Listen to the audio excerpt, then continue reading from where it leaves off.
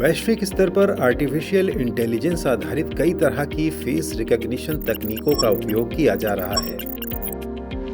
इसी कड़ी में अब IIT जोधपुर के शोधकर्ताओं ने उच्च गुणवत्ता वाला अत्याधुनिक स्वदेशी फेस रिकॉग्निशन एल्गोरिदम मैग्नेट विकसित किया है, जिसके आधार पर सटीकता के साथ चेहरों की पहचान की जा सकती है।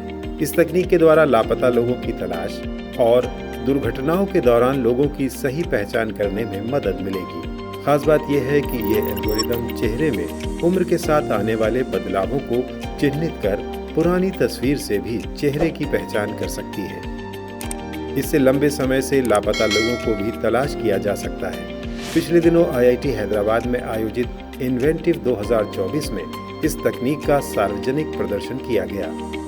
Technology essentially is a Gen AI and a combination of Gen AI and modern AI algorithms based on deep learning, where we are trying to actually recognize the obfuscated, the injured, and even the age-varying photographs across different samples.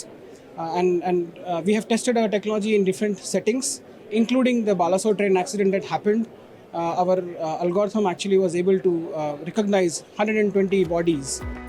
Magnet gen AI और modern AI को मिलाकर deep learning आधारित algorithm है, जिसमें भारतीय स्थानिक परिणाम pattern WLMP feature descriptor का उपयोग किया गया है।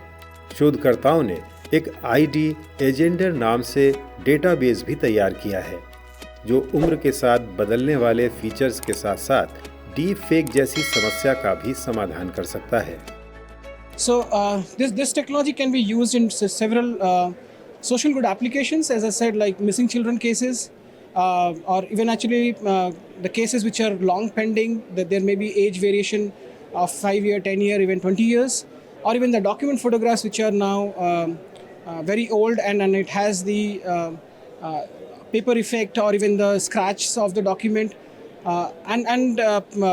the technology can also be extended for other long distance surveillance applications. इस स्वदेशी तकनीक का कई सरकारी एजेंसियों द्वारा इस्तेमाल भी शुरू हो गया है।